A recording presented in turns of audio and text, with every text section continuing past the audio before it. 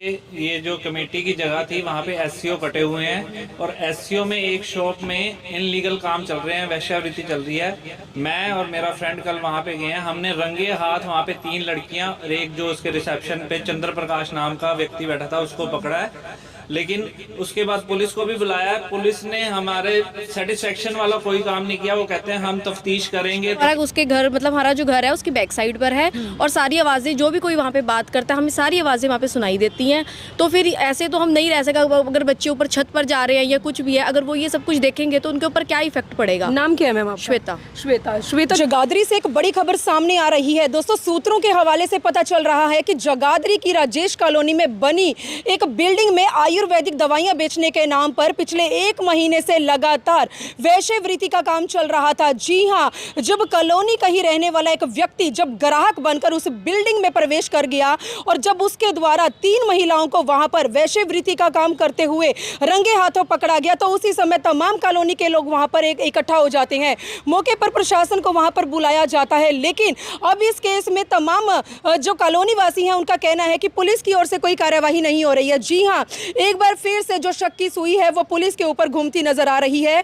Police पर आरोप लगते नजर आ रहे हैं कि इस केस में पुलिस की ओर से कार्यवाही नहीं हो रही है। कमी कहां आ रही है नहीं पता, लेकिन राजेश कॉलोनी के रहने वाले ये तमाम जो पुरुष हैं, जो महिलाएं हैं, ये बहुत ही ज्यादा परेशान हो चुके हैं, क्योंकि जिस जगह वेश्यावृत्ति जैसे अपराध को अंजाम तक पहुंचाया जाएगा वहां के लोग कैसे सही तरीके से अपना जीवन जी पाएंगे। तो तस्वीरें देख सकते हैं, दर दर की ठोकरें खाकर यमुनानगर के जिला सचिवालय में पुलिस अधीक्षक से मिलने के लिए ये लोग पहुंच चुके हैं। चलिए जान लेते हैं कि एसपी महोदय से इनका मिलना हो चुका है, क्या गुहार लेकर पहुंचे हैं। तमाम मामले की जानकारी मैं आप लोगों तक शेयर करने वाली हूं, लेकिन तब तक के लिए एक अपील कि इस खबर को आप लोग ज्यादा से ज्यादा शेयर करें, क्योंकि यमुनानगर के जगाधरी से एक बड़ी ब्रेकिंग सूत्रों के हवाले से सामने आ चुकी है। सबसे पहले जी सर, क्या नाम है आपका?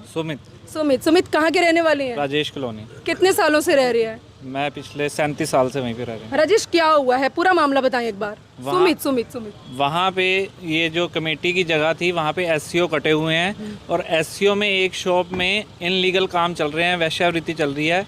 मैं और मेरा फ्रेंड कल वहाँ पे गए हैं। हमने रंगे हाथ वहाँ पे 3 लड़कियाँ और एक जो उसके रिसेप्शन पे चंद्र प्रकाश नाम का व्यक्ति बैठा था उसको पकड़ा है। लेकिन उसके बाद पुलिस को भी बुलाया है। पुलिस ने हमारे सेटिस्फेक्शन वाला कोई काम नहीं किया। वो कहते हैं हम तफ्तीश करेंगे, तफ्तीश में जो आएगा।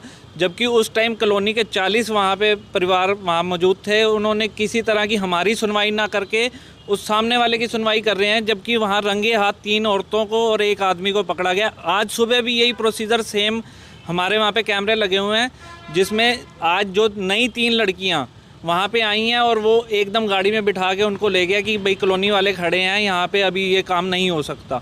हमारी मतलब इससे आगे सुनवाई नहीं कर रहे वो लोग। सुमित, कोई बिल्डिंग है वो राजेश कॉलोनी के अंदर? हाँ, बिल्डिंग है, दुकान बनी हुई है। वैसे वहाँ पे क्या काम चलता है? मंदिर के बिल्कुल ऑपोजिट वो बिल्डिंग है। हमारी वहाँ पे जो परिवार की औरतें मत्था टेकने जाती हैं वहाँ पे जाना दुर्लभ हो गया। छोटे बच्चे वहाँ पे खेलते थे, वहाँ पे रोज आके घर पे बोलते हैं पापा वहाँ पे गलत काम चलते हैं। इस तरह के बच्चों के ऊपर क्या इफेक्ट आ रहा है, लेडीज़ का वहाँ आना जाना मुश्किल हो गया है। हमारी समस्या का समाधान किया जाए। चलिए और लोग आ जाएं। सर, क्या नाम है आपका? अंशुल बिंद्रा नाम है जी मेरा। जी, क्या समस्या आ रही है? बस समस्या ये है जी, ये काम को तुरंत रुकवा देना चाहिए। हम ये गुहार लेके यहाँ पे आए हैं, हमारी सुनवाई बिल्कुल नहीं हुई है वहाँ पे।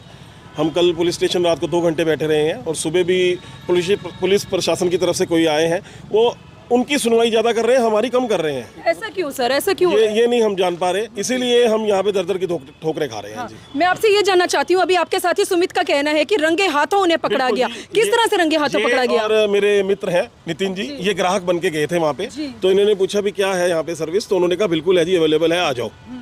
उन्होंने ऐसा बोला जी, और उसके तुरंत बाद दोबारा से रिपीट करें, उन्होंने क्या बोला था? उन्होंने बोला जी हाँ, यहाँ पे आपको ये सब अवेलेबिलिटी है, फैसिलिटी है।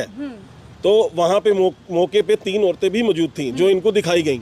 बाद में वो मुकर गया, वो कहने लगे ये चाय वाली हैं जी, और वहाँ पे कोई काम नहीं चलता उनका। फिर उसके बाद पुलिस वालों ने किया, वो उनका ही पक्षपात कर रहे हैं, हमारे से तो बिल्कुल नहीं कर रहे हैं। किस काम की आड़ में वो इस तरह के अपराध को बढ़ावा दे रहे हैं? वैसे वहाँ पर क्या काम चलता है? वहाँ पे उन्होंने दवाइयों का वो बैनर लगाया हुआ है कि हम आयुर्वेदिक दवाइयाँ बेचते हैं, और उसके अंदर एससीओ के अंदर इतने इतने कैबिन बने हुए हैं, 3 कैबिन, जिसमें फट्टे बिछाए हुए हैं और गद्दे लगाए हुए हैं। सारा उल्टा काम, वेश्यावृत्ति का काम पिछले 1 महीने से वहाँ चल रहा है। वकील है उसके साथ, उसके आड़ में रख के काम कर रहा है वो। वकील वहाँ पे डेली 4 से 5 चक्कर लगाता है। हमने वहाँ पे और भी दुकानें हैं, सबसे पूछा है, वो वकील का 4 से 5 चक्कर है। मेन वो लग रहा है कि उसको ही बढ़ावा दे रहा है वो। मतलब वो वकील कस्टमर बनकर आया वहाँ पे, क्या लगता है आपको? नहीं, वकील तो वकील का ही है जी, जो भी वकील का ही है। मालूम नहीं है, वो तफ्तीश करेंगे पुलिस वाले तो भी बता पाएंगे, वो हमारा शक है। सर, कल आप अपने साथी सुमित के साथ ग्राहक बनकर गए थे उस बिल्डिंग के अंदर, आपका मानना है, लेकिन मैं ये जानना चाहती हूँ अंदर का माहौल उस समय कैसा था, वातावरण कैसा था अंदर का, क्या लग रहा था अंदर जाकर आप लोगों को? मैडम हमें तो ये लग रहा था भाई उसके आदमी की इतनी बड़ी सेटिंग है, उससे कोई झिझक नहीं थी, कोई भी आओ। जैसे ही हमें और सुमित अंदर गए, उसने हमारे से कुछ नहीं पूछा कहाँ से आए हो क्या नहीं है, सीधा ही वो हमें वहाँ अंदर लड़की के पास ले जाते ही। फिर हमने वहाँ उसके साथ थोड़ी मावी उससे बहस भी हुई है। उसके बाद फिर हम थाने में भी गए हैं। और वो जो कोर्ट बनी हुई है उसके अंदर तो इतना है मैडम, डेली रात को इतने शराबी बैठते हैं। हम 10 बार कंप्लेंट दे चुके हैं भाई, सारी रात यहाँ शराब पीते हैं 12-1 बजे तक लोग, लेकिन पुलिस को भी ना देखने आई ना कभी कोई। हमें पुलिस से भी बहुत ज़्यादा तकलीफ है इस चीज़ में। जी सर, वहीं के रहने वाले हैं आप भी? जी बिल्कुल। क्या क्या दिक्कत आ रही है, मतलब इतना कुछ हो रहा है वहाँ पे, पुलिस क्यों कार्रवाई नहीं कर रही है, कमी कहाँ आ रही है? पुलिस ने कल गिरफ्तारी करी जी, और गिरफ्तारी करने के बाद उस बंदे की हिम्मत देखो, आज सुबह फिर वो दोबारा अपने ओपन 10 बजे आगे खोल के बैठ गया फिर दोबारा। अच्छा। 3 लेडीज और वो अकेला बैठा हुआ, जो हम लोग गए 10 बजे उसके पास। इतना ज़बरदस्त हौसला किसी बंदे का है तो आप देखिए क्या हालत चल रही होगी। पुलिस प्रशासन से हाथ जोड़ के विनती है कि कॉलोनी की इस समस्या का समाधान किया जाए। सुनवाई नहीं होती तो अगला कदम क्या रहने वाला? अगला सीएम विंडो हमारे लिए ओपन है जी। क्या लगता है इस तरह से दरखास्त पे दरखास्त डालने पर सुनवाई हो जाएगी? पक्का होगी, हमें एसपी साहब से पूरी उम्मीद है। पूरी उम्मीद है। अभी आज के आज ही कार्रवाई होगी जी। चलिए, और इसी के चलते कॉलोनी की जो तमाम महिलाएं हैं अपने अपने पतियों के साथ पहुंची हैं, मामला जान लेते हैं। मैम, क्या नाम है आपका? अंशु। अंशु, क्या दिक्कत आ रही है वहाँ पर? सुनने में आ रहा है कि मंदिर है जहाँ पर अब आप लोग माथा टेकने भी नहीं जा सकते। कब पता चला कि इलीगल काम चल रहा है आपकी कॉलोनी के अंदर? 15-20 दिन हो गए हैं, पता चला है। और बार बार मतलब लड़के आते हैं, लड़कियां आती हैं, वहाँ जाना बिल्कुल अब दुर्लभ हो गया है मंदिर में। और हमारे पंडित जी भी काफ़ी परेशान हैं इन चीज़ों से। तो अब हम अपने घर वालों को बताते हैं, तो अब आगे इन्होंने देखा है जो मैटर, अब आगे होगा। करीब आप लोगों को कितने समय पहले पता चला इस बारे में? महीना हो चुका है। 1 महीना। तो हाँ क्या जी। लगता है 1 महीने से काम की शुरुआत की गई है या उससे पहले ही चल रहा था? पता आप लोगों को 1 महीना पहले लगा? 1 महीने से ही। 1 महीने से ही चल रहा है। मे भी अगर उससे पहले भी हो रहा होगा तो हमें उसकी मतलब ऐसे कोई इन्फॉर्मेशन नहीं है इससे रिगार्डिंग, लेकिन हाईलाइट ये थोड़े दिन पहले से ही हुआ है। और हमारा उसके घर मतलब हमारा जो घर है उसकी बैक साइड पर है, और सारी आवाज़ें जो भी कोई वहाँ पे बात करता है हमें सारी आवाज़ें वहाँ पे सुनाई देती हैं। तो फिर ऐसे तो हम नहीं रह सका, अगर बच्चे ऊपर छत पर जा रहे हैं या कुछ भी है, अगर वो ये सब कुछ देखेंगे तो उनके ऊपर क्या इफेक्ट पड़ेगा। नाम क्या है मैम आपका? श्वेता। श्वेता, क्या लगता है आपको, मतलब जो महिलाएं इस काम को बढ़ावा दे रही हैं, जिस पर आप आरोप लगा रहे हैं, वो महिलाएं हैं या वास्तव में वो लड़कियां हैं? वो महिलाएं ही हैं। और देखने मतलब में किस टाइप की लगती हैं वो महिलाएं? मतलब जैसे नॉर्मल लड़कियां होती हैं वैसे ही लगती हैं, बट मतलब लड़कियों को भी थोड़ा सोचना चाहिए कि इस तरह से अगर वहाँ पे कोई फैमिलीज भी रह रही हैं या कुछ घर वगैरह भी बने ही हुए हैं तो ये काम नहीं होना चाहिए वहाँ पे। तो हम ये चीज़ें टॉलरेट नहीं करेंगे। इसका बहुत ज़्यादा बैड इफेक्ट है हमारे बच्चों के ऊपर। हम उनको क्या सिखाएंगे? खुद यहाँ पर इन्होंने ये लिखा हुआ है कि महिलाओं के साथ अगर उनको कोई मतलब इलीगल तरह से कोई फ़ोन कर रहा है या कुछ कर रहा है तो तुम हमारे को आकर शिकायत करो। तो हम इसी चीज़ के लिए यहाँ पर आए हैं। हम ये अपनी शिकायत ही लेकर आए हैं कि ये चीज़ें यहाँ पर बिल्कुल भी नहीं होनी चाहिए। अपने थाना प्रभारी को जो शिकायत आप लोगों ने दी है उसमें कुछ तो आश्वासन उनकी ओर से भी आपको मिला होगा या आश्वासन तक नहीं मिला? वो तो फिर जेंट्स को पता है, अभी हम नई लेडीज़ नहीं गए, हम यहीं पर ही आए हैं। तो बस हमारा यही एक कंसर्न है कि प्लीज़ इस चीज़ को रोक दिया जाए। जी, कुछ कहना चाहेंगे आप इस केस में? नहीं, बस हम यही चाह रहे हैं कि जल्दी से जल्दी इस चीज़ की सुनवाई हो और हमें जल्दी से अच्छा मतलब इसका रिजल्ट मिले, क्योंकि हम भी बहुत परेशान हैं। मंदिर जाते हैं एज़ यूजुअल, डेली जाते हैं, सुबह भी जाते हैं, शाम को भी जाते हैं, और शाम का तो माहौल ही इतना गंदा है कि हम वहाँ मंदिर जाना भी छोड़ रहे हैं। तो उस वजह से हमारी भी फैमिली पे इफेक्ट कर रहे हैं। बच्चे भी हैं छोटे छोटे जो वहाँ भी जाते हैं, आसपास शॉप्स होती हैं, बच्चे खरीदने भी जाते हैं अकेले। तो अब हम अपनी ही कॉलोनी में सेफ़ नहीं फील कर रहे हैं, और ये 15 डेज से कुछ ज़्यादा ही फील कर रहे हैं। तो हम ये छोटे बच्चों को अपने क्या आंसर दें? अगर वो हमें पूछते हैं कि हमने यहाँ नहीं जाना, तो हमारे लिए बहुत ही ज़्यादा प्रॉब्लम है हमारे लिए कि हम उनको आंसर क्या दें छोटे बच्चों को। मैडम, मेरा नाम दयानंद शर्मा, राजेश कॉलोनी का रहने वाला हूँ। मैडम, अभी आपने क्वेश्चन किया कि थाना प्रभारी ने क्या आश्वासन दिया है। मैं आपको बताना चाहूँगा, अगर थाना प्रभारी का आश्वासन होता तो हम यहाँ एसपी साहब के पास ना आते। और मेरी गुजारिश है पुलिस अधीक्षक गंगाराम पुनिया जी से कि कृपया करके जो हमारी ये कंप्लेंट है इस पे तुरंत संज्ञान ले, क्योंकि हमारी कॉलोनी का जो माहौल है वो बहुत ज़्यादा बिगाड़ दिया है इस आदमी ने। मतलब वहाँ पे ओपनली प्रोस्टिट्यूशन चल रहा है मैडम।